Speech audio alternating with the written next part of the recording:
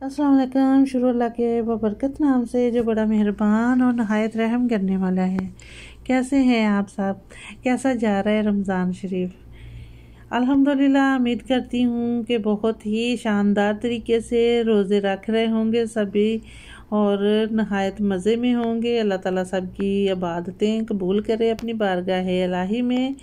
और जैसे कि इबादतों की मसरूफ़ियत बढ़ जाती है और इसी तरह खानों की भी मसरूफ़ियत बहुत सारी बढ़ जाती है और सबके घरों में कुछ नया चटपटा करारा बनाने का दिल करता है, बनता है। मशरूबात और कुछ नई डिश वगैरह पकौड़ों समोसों के अलावा भी बनाई जाती हैं।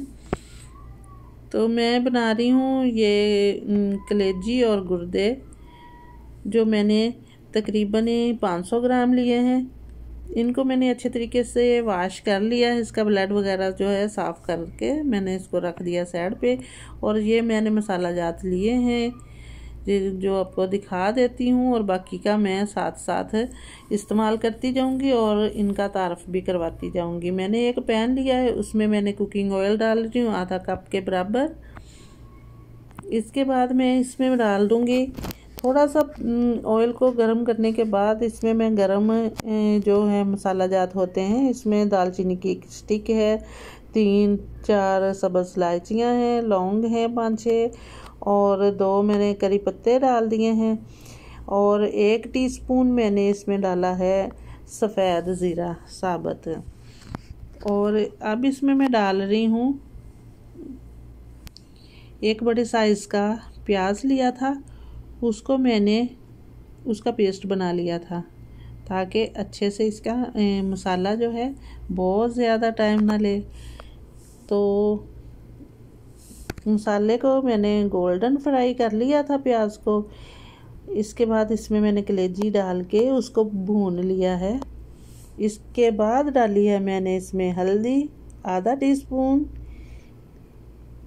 लाल मिर्च आधा टीस्पून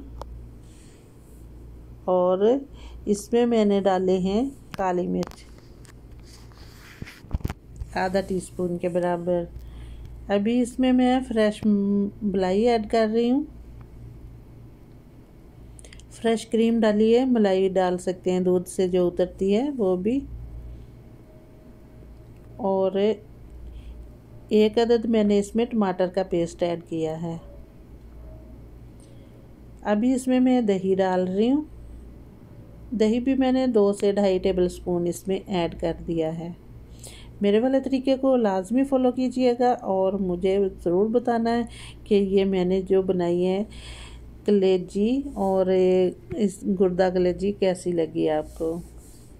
आखिर में मैं डाल रही हूँ इसमें नमक आखिर में डालना। जो बकरे की कलेजी होती है वो थोड़ा टाइम लेती है गलने में, नमक डाल दें तो वो सॉफ्ट नहीं होती, इसलिए नमक जो एंड पे डालना पड़ता है। अभी इसमें मैंने गरम मसाला ऐड कर दिया है जो जिसमें सारे मसाला जात होते हैं। और आखिर में मैंने इसमें डाल दिया सब्ज़ कटा हुआ धनिया, जो कि बहुत ही शानदार लगता है। बहुत अच्छी फ्लेवर इसका, बहुत अच्छी खुशबू आती है।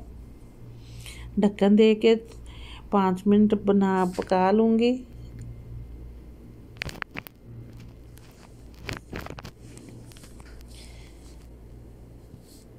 अल्हम्दुलिल्लाह। और इसके बाद भी मैंने गार्निशिंग के लिए थोड़ी सी सब्ज़ मिर्चें, चंद पत्ते सब्ज़ धनिए के डाल दिए हैं